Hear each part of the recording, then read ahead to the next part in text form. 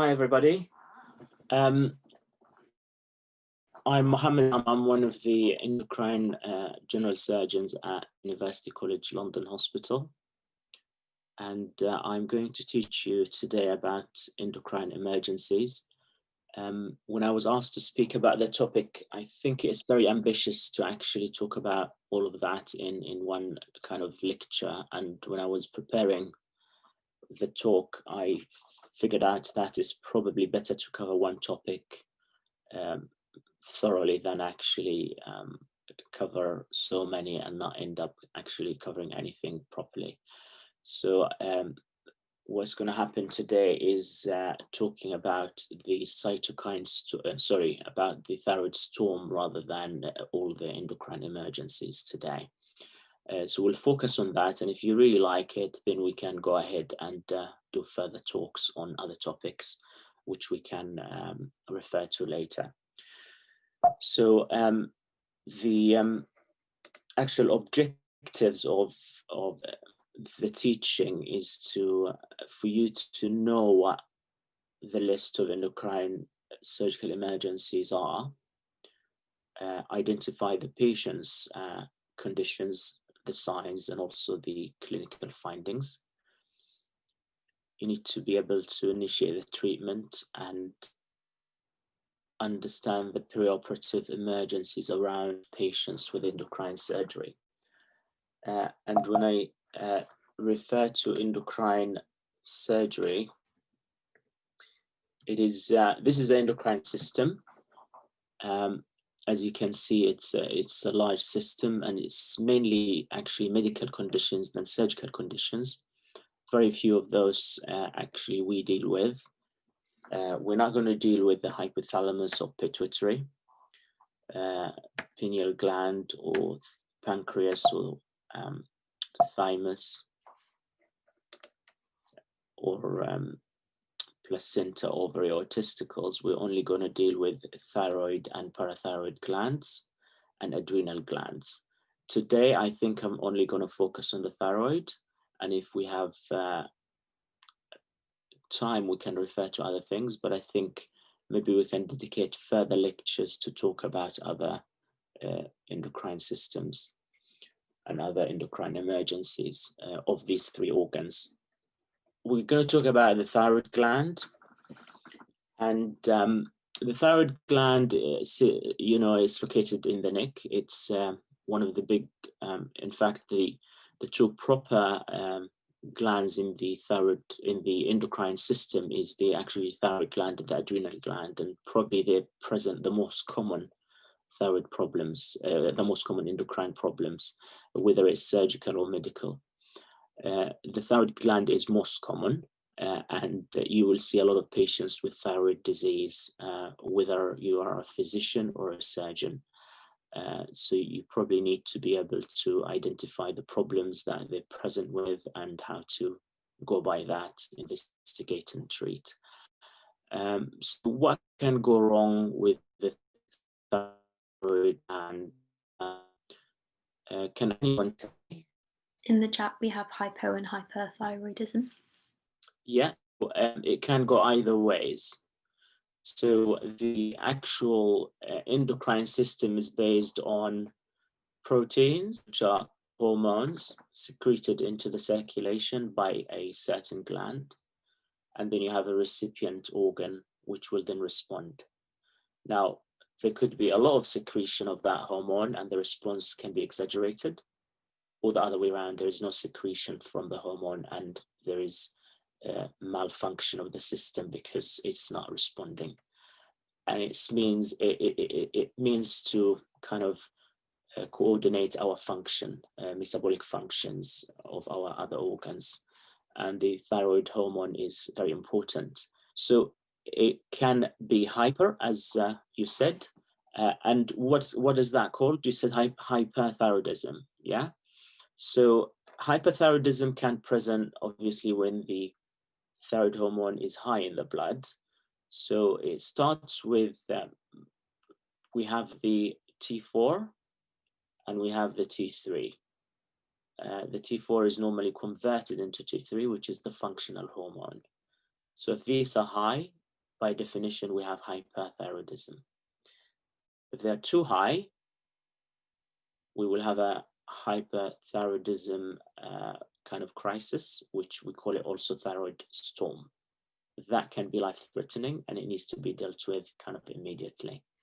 Patients, if they're not treated, they will suffer from cardiac arrhythmias, and they can actually die. The other way is when the thyroid hormone is very low, and the consequences of that is patients might have mixed edema, which means they are very hypothyroid, and their organs cannot cope with that, so they become hypotensive, and they can go into coma as well. And that is, again, a life-threatening situation that needs to be dealt with immediately. What I was going to talk about today is the thyroid storm. I'm not going to talk about mixed edema today. We can talk about this on a different lecture. So can anyone tell me what causes or... We've got a suggestion of post-surgery and primary hyperthyroidism. Yeah, that's post-surgical. What type of surgery would give you hyperthyroidism? We've also got a suggestion of infection. Yes, severe sepsis and infection can give you hyperthyroidism. That's true. And thyroid storm. We've got active toxic nodule, labor, stress. Toxic nodules. So you can have a multinodular goiter, which is over-secreting thyroxine. So the thyroxine is made of, tyrosine and iodine in the follicular cells in the thyroid gland, and they could be over-secreting that by a disease called Graves' disease or multinodular goiter, which could be toxic. So the goiter could be just swollen gland that is not secreting or over-secreting thyroid hormone, and it could be toxic where the gland is actually over-secreting thyroid hormone. So any other causes? So we have primary causes such as Graves' disease and multinodular goiter. Anything else, guys? And somebody mentioned severe sepsis or severe kind of medical conditions such as infections that can cause actually hyperthyroidism. There's surgery on inadequate preparation and trauma and exogenous thyroxine, heart attack. Yeah. Emotional distress. Heart attack can give you that. I'm not sure about emotional distress, but I mean, any stress on the body could actually give you hyperthyroidism. Post-surgery, I'm not sure what you mean. If you mean by post-surgery, like other operations that can then give you hyperthyroidism, that is actually true because it can cause a big trauma to the body and stress. But if you mean by post-surgery, thyroid surgery, I think it's the other way around. So if you remove the thyroid gland by surgery, you normally have hypothyroidism, not hyperthyroidism. The people who are treated with thyroxine can actually overdose and become hyperthyroid and go into a thyroid storm because they're taking high dose of thyroxine, for example. And amiodarone, amiodarone contains iodine, so that can actually give you thyroid crisis and thyroid storm. That is not a very common cause, but it does happen in cardiac patients coming with arrhythmias, and they're given amiodarone and they go into a thyroid storm, and sometimes we have to perform surgery on them to get rid of the thyroid gland in that situation. So well done. Yeah, you got most of the causes, but yeah, this is what can cause hyperthyroidism. Okay, so what signs and symptoms do you think a patient with hyperthyroidism or thyroid storm can present with? So in the chat, we've got fever, tachycardia, muscle stiffness. That's right. It is a hypermetabolic state. Go ahead. Arrhythmia? Yeah, you can have arrhythmias. Definitely. What is the most common arrhythmia Atrial fibrillation. You can have from hyperthyroidism? Do you know? Yeah, atrial fibrillation. Usually, tachycardia. yeah, That's right, yeah. Ventricular. Ventricular tachycardia, that's right. But less common, more commonly atrial kind of fibrillation and arrhythmia. In the chat, we've also got weight loss, altered mental That's right. status. So as you said, they can have, obviously if it's a thyroid storm, they're probably present with fever, or they will be very sweaty people or patients. They have weight loss, as you said. They have tremor, so their hands shake. And that's when you examine them, you put the hand forward, you put a paper on it, and they will be very shaky if they have hyperthyroidism. They can also have fatigue, obviously. General symptoms like nausea, diarrhea, abdo pain is actually one of the differential diagnoses of abdo pain as medical causes of abdominal pain. They will present with hypertension as opposed to hypotension with the other way around when they have hypothyroidism. There are also signs of heart failure if they have a thyroid storm and it's a high output cardiac failure, and hyperreflexia, and eventually obviously coma. So these are the causes. Okay, so we move on to the diagnosis. So how do we diagnose a patient with hyperthyroidism? Is obviously clinical examination. So when you see them, you review the history. Usually younger people present with this in their 20s, usually patients present with Graves' disease when they're 20s, or toxic multinodular goiter at that age. That is the primary causes, but the causes that are due to, for example, amiodarone or anything else could be any age, any patient in hospital, usually older group of patients who are being treated for other conditions and then they suffer the disease. People who are on thyroxine could be also older and they can have toxicity from that and present with thyroid storm. But the history will give you clues. The age group is mainly younger people with the primary causes like Graves, but older people if it's other causes. And then you would review their obviously signs and symptoms, and that can give you clues of the diagnosis. But what will confirm the diagnosis is blood test. So you're aware of the pituitary thyroid axis and the hormonal kind of changes that go with that. So you've got the thyroxine hormone secreted from the thyroid gland. And like any other gland, there is a feedback mechanism to the pituitary gland and the hypothalamus, which then make us produce more thyroid hormone or less thyroid hormone. So what do you think a patient with hyperthyroidism would look like when the actual cause of the hyperthyroidism is the thyroid gland itself? So have a think. So you have a thyroid gland that is secreting more hormone. So the four things you want to think of here is the T3, T4, which are secreted. Well, T4 is secreted by the thyroid gland, and then it is converted into T3 when T3 has the action on the cells. But you could think of the thyroid hormones as secreted from the thyroid gland. The pituitary gland will secrete the thyroid stimulating hormone, which will then act on the thyroid gland itself.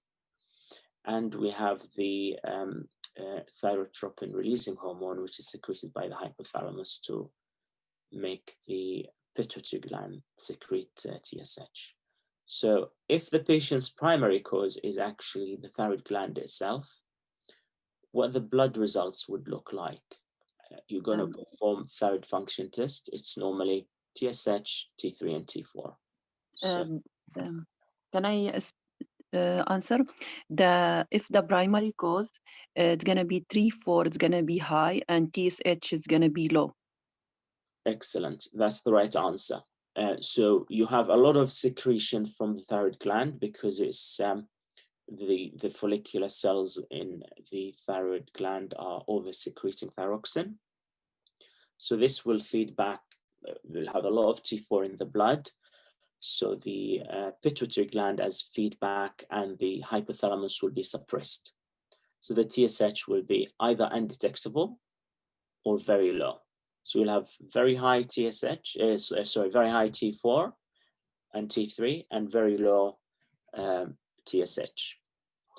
And if the cause is otherwise a thyroid gland that is not very active, but actually if the TSH is higher, then the problem is more central. The most common thing you will see and what the thyroid storm will present with is high thyroxine and low TSH. Okay, so when you're diagnosing a patient like this, you have a patient with thyroid storm or thyroid toxicity. What other tests you're going to order? Does anyone know? Next, it's gonna add radioiodine intake. Okay. To see if diffuse or I'm not sure, but I think radioiodine intake to see if there is nodule or diffuse. I see. So, or after that, we can also see the antibody, thyroid stimulating antibody.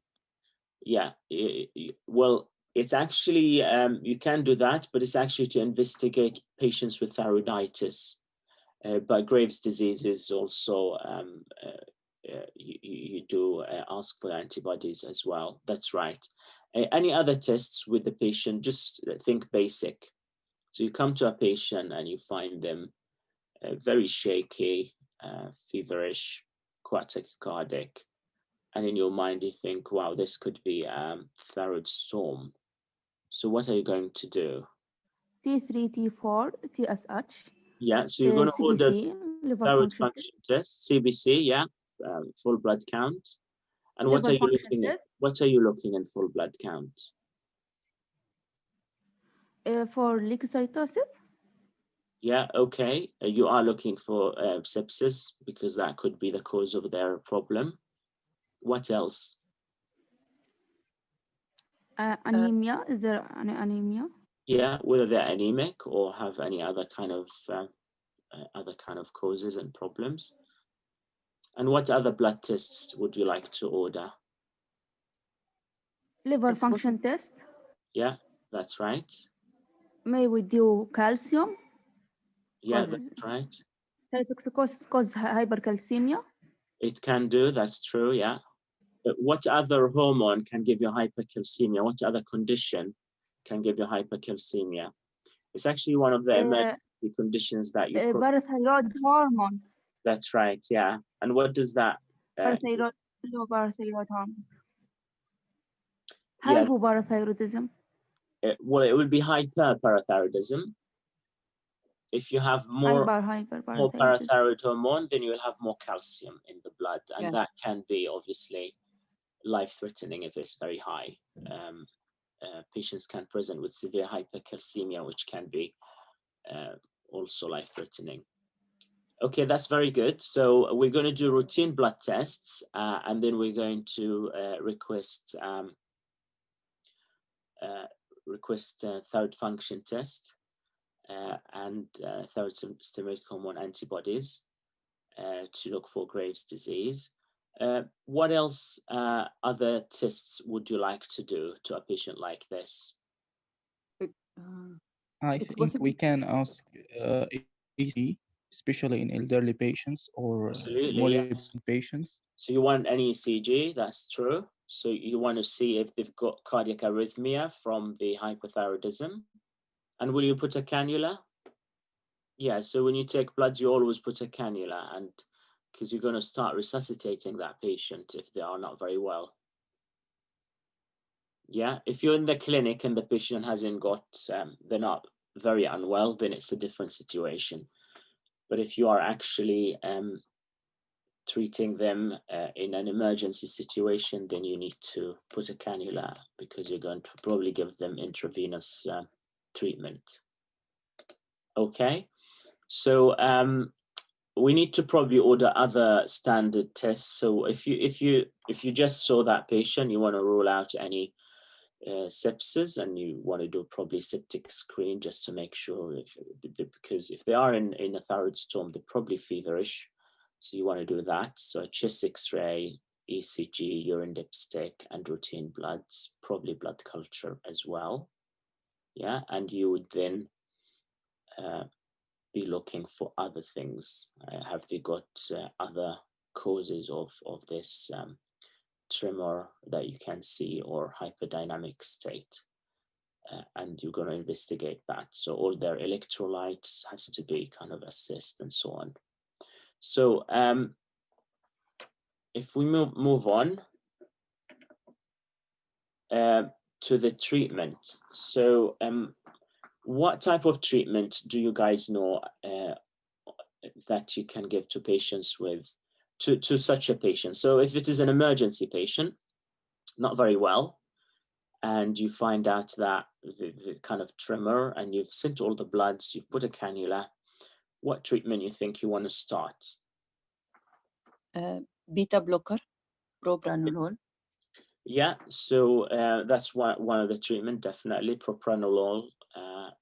To inhibit the conversion of T4 to T3.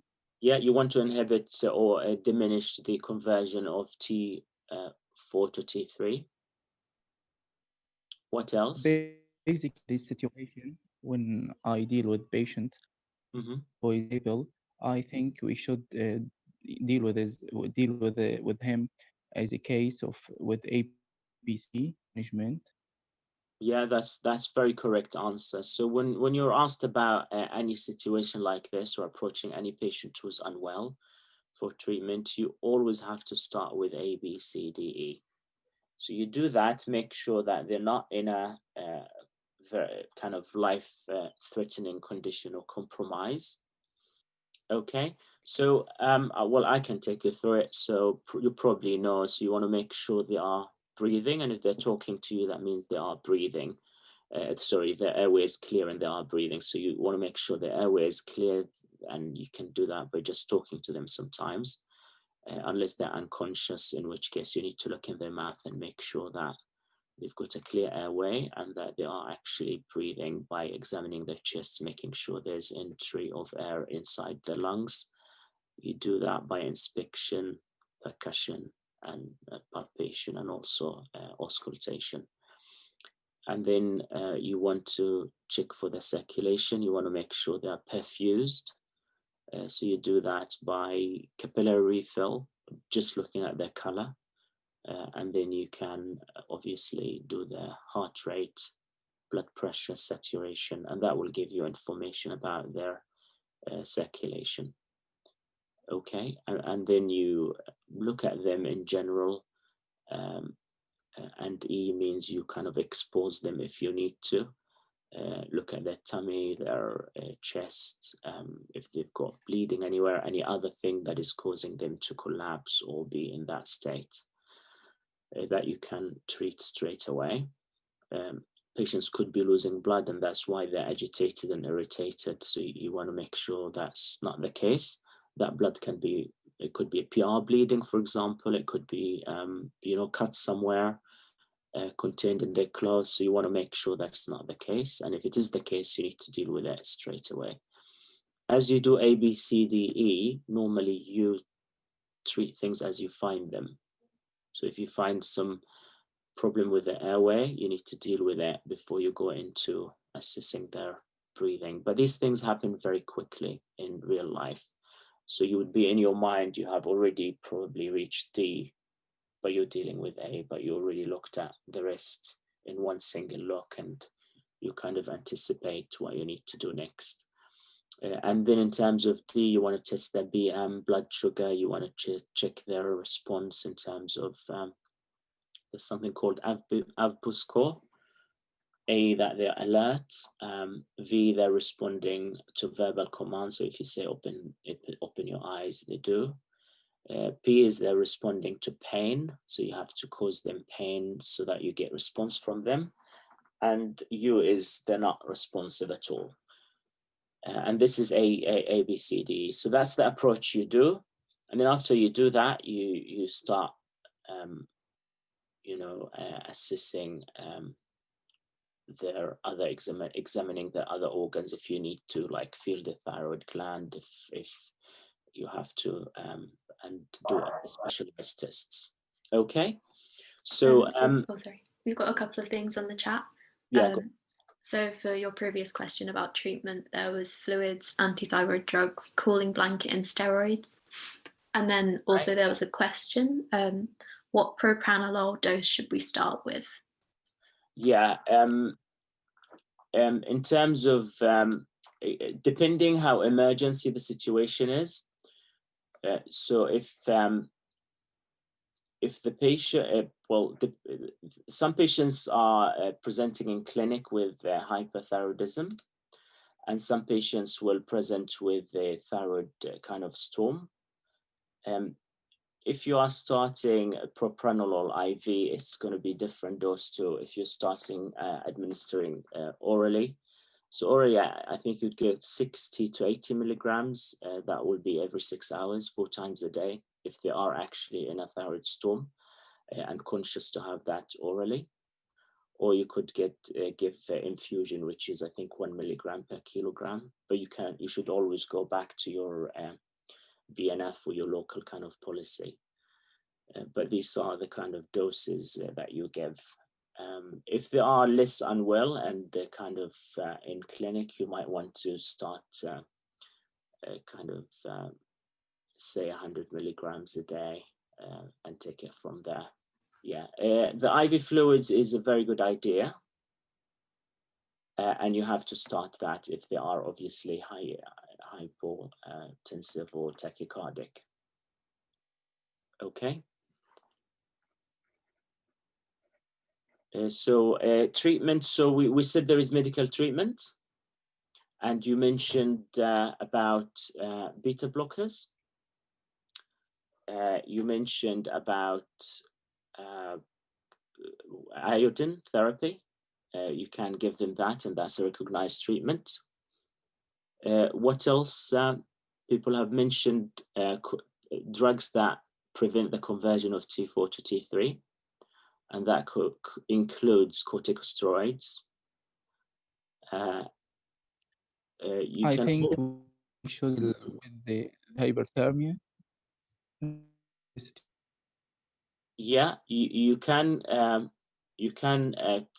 have to, well, with that you give them paracetamol, I guess, if they are hyperthermic, if they've got fever. You've got to cool them down and treat the fever with paracetamol. We've got PTU on the chat. Yeah, PTU is a recognized treatment. It also prevents the conversion of T4 to T3, and therefore kind of decreases the thyroxine in the blood. So it does cause liver failure, so it should be used as a second choice, not a primary choice. The first choice is the carbimazole or methimazole as a drug of choice. Then second choice, you use the propylthiouracil, which is the PTU. The PTU, there is a big alert on that from the people who, the FDA, the Food and Drug Administration, that it does actually cause liver toxicity, and there are mortality reported from that, and patients who had to have liver transplantation because the liver failed after taking the PTU. So it is something you don't give as a first choice, but it is one of the options. We've got a question of, is there a role for hydrocortisone in this situation? Yes, it is actually a recognized treatment to give. It does slow down the conversion of T4 to T3. and it is a treatment of choice.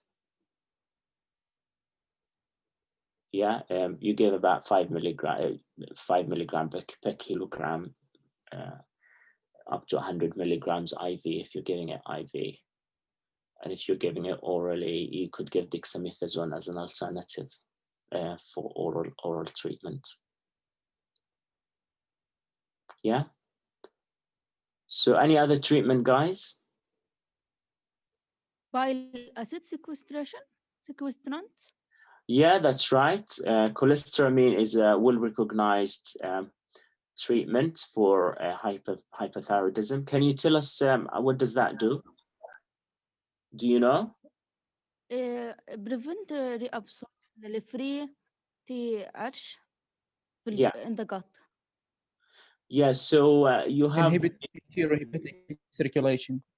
That's right. So what it does, you have a lot of thyroid hormones secreted in the gut with the bile, and it gets reabsorbed in the body after that.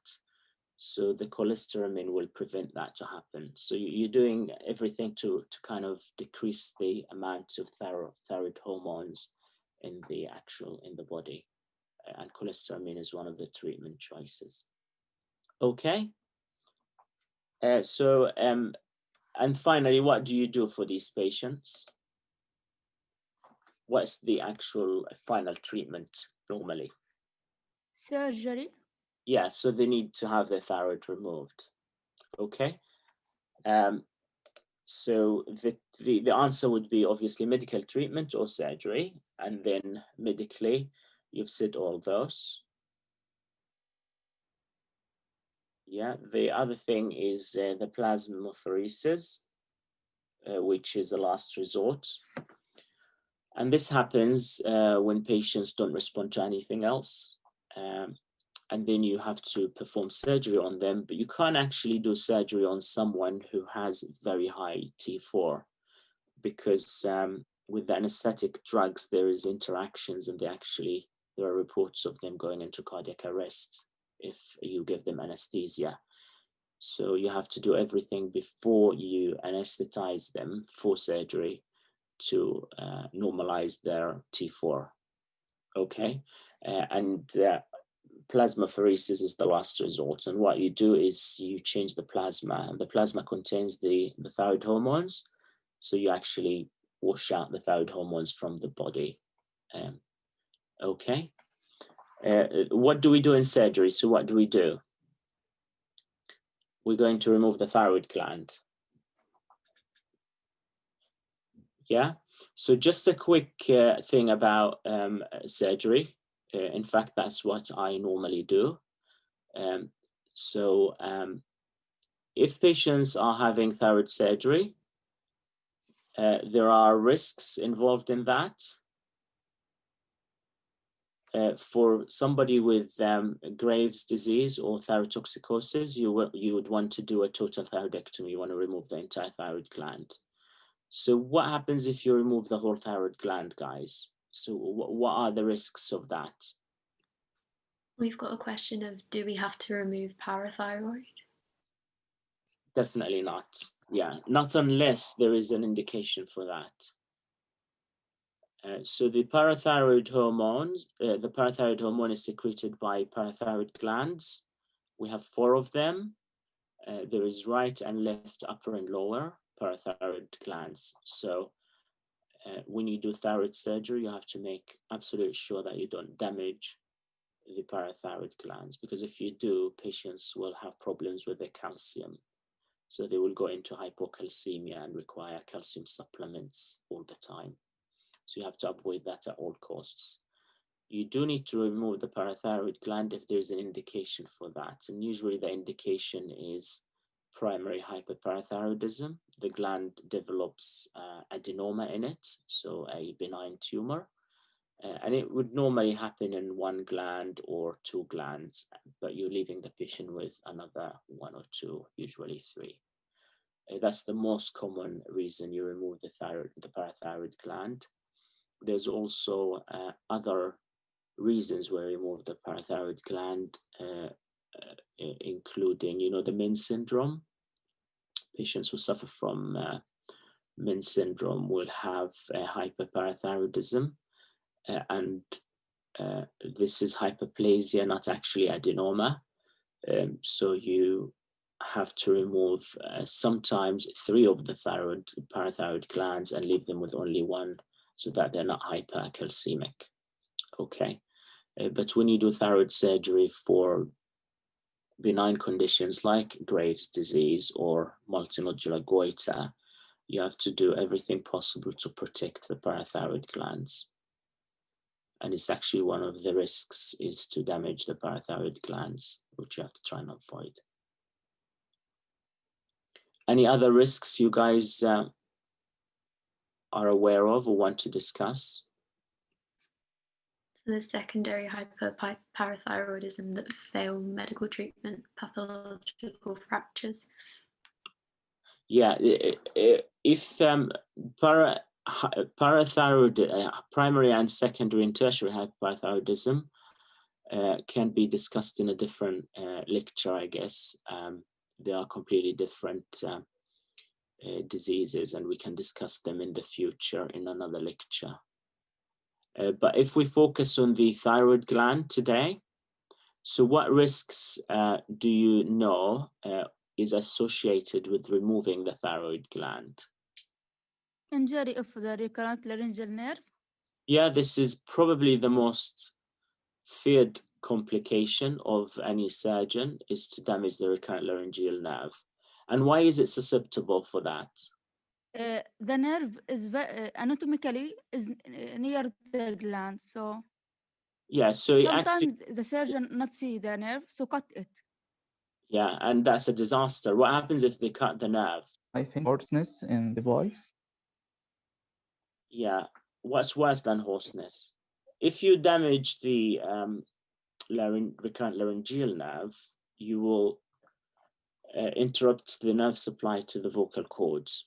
And what the vocal cords do is control our airway in terms of opening and closing when we breathe, as much as they control us talking. So if you have damage to those, people will not be able to actually eat or drink, particularly liquid stuff. Every time they do that, the mechanism is that your vocal cords will close and the epiglottis goes over that and prevents you from, protects you from aspiration of any liquid that you're swallowing. If you damage the recurrent laryngeal nerve, you're at very high risk of aspiration. So the patient wakes up from the operation and you give them water to swallow and they just choke on it. So they can't actually eat or drink anything. And that's a worse complication.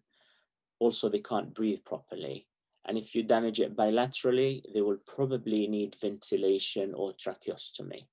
So it's an airway problem. And that's why it's very dangerous. And you need to do everything possible to protect the recurrent laryngeal nerve if you're doing any thyroid surgery. But it just lives, as Jumana said, just behind the thyroid gland. And it's very susceptible to damage because in some people it's very thin and surgeons can confuse it with, fibrous tissues or vessels or anything else. And if you do that, it's not good for the patient. They could end up, beyond not being able to talk, they will end up with airway problems and eating and swallowing problems.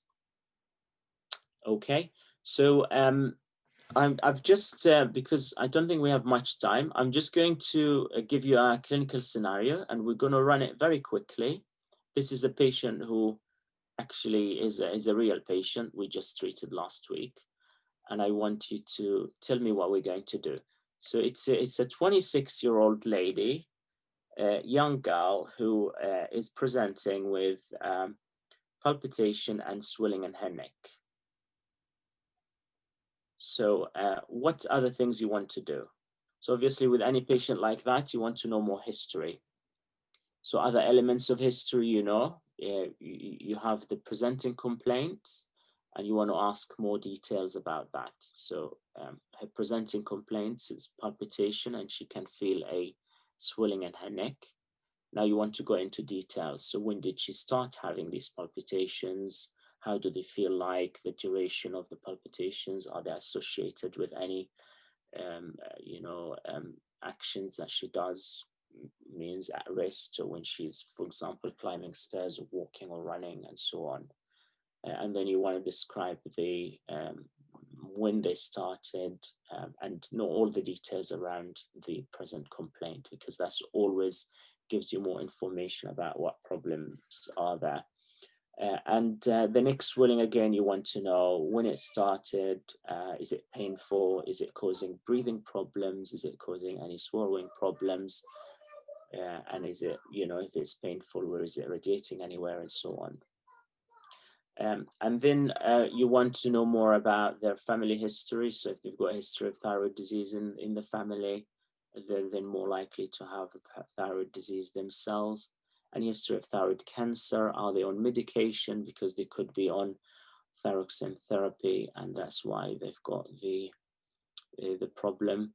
So all the medications they're on, if they have any other medical problems, they could already be diagnosed with endocrine disease and so on. So you need to know that. Actually, this patient was diagnosed with Graves' disease a couple of months before that. Okay.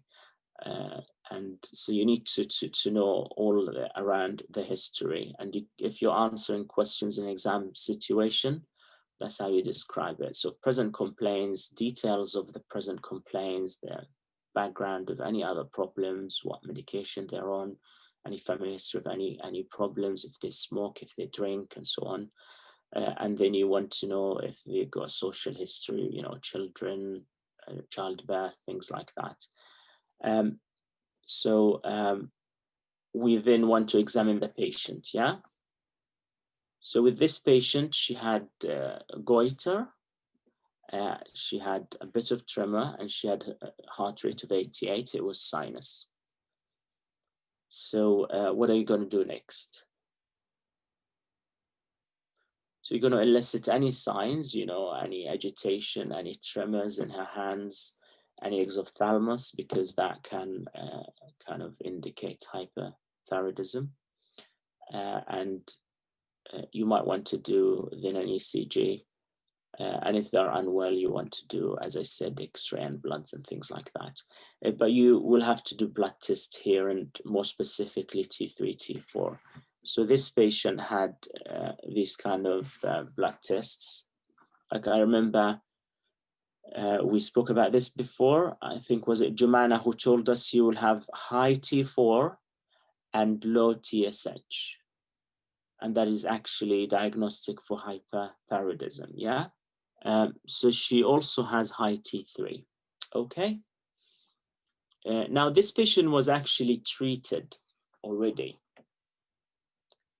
So what treatment do they give her? We said before, so she started with carbimazole, which then gave her, and beta blockers. I think they gave her propranolol 40 milligrams QDS 4 times a day. So she had almost 160 milligrams a day of that. And she was treated with carbimazole, for which she had actually an allergic reaction. And then she was treated with PTU after that. And she also developed reaction from that and liver impaired liver function. So we discussed her third option, which is going to be, anyone can tell us? Iodine? Iodine, yes. She was then treated with iodine and steroids. You remember we spoke about that? And her T4 normalized with the iodine treatment. But then you have to immediately do the surgery, yeah? So then she underwent surgery, and she did not have any complications, which is quite lucky. So, but after surgery, what potential problems on an immediate kind of time, I'm not going to be long here. I'm just going to run through a patient, just how do you manage after surgery. So just if there's any questions around that and some stuff that you probably need to know.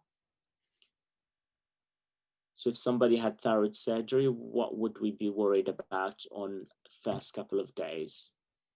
On the chat, we've got injury to parathyroid gland and hypocalcemia, hemorrhage. That's right, yeah. So bleeding, hemorrhage, so they can have bleeding, and that can be actually life-threatening because that can compromise the airway. So if somebody bleeds in their neck very severely, then they can compromise their airway. Hypoparathyroidism is another kind of fearful complication, and patients can go into severe spasms, and they have to be treated with calcium immediately, and that can also give them cardiac arrhythmias. So these are actually the main two complications that people mentioned. The other thing is obviously damage to the recurrent laryngeal nerve, like people mentioned. There is now nerve monitors for surgery. So anybody who's doing endocrine or thyroid surgery nowadays uses, normally people use nerve monitors, which are to monitor the recurrent laryngeal nerve and find it so that the surgeon can avoid damaging it. And that is throughout the surgery. The other thing you need to worry about is replacing the thyroxine. So once you remove the thyroid gland, they will require thyroxine, and that's for life. Yeah, normally they will start, depending on the weight, about 100 micrograms a day, and they have to be compliant with the treatment so that they can have normal metabolism and not put on weight and so on. Yeah, and then you have to monitor the level of the thyroxine and the TSH every 3 months or 6 months. Okay, I think I'm going to stop here. I tried to kind of focus on one thing, and then maybe if you like the lecture, we can then set up another time to talk about maybe parathyroid gland emergencies and parathyroid gland disease. And then a third lecture could be on the adrenal kind of crisis, or, pheochromocytoma or Addison's disease. So we can do that in the future. So any questions at all? So I hope this was useful. Thank you very much.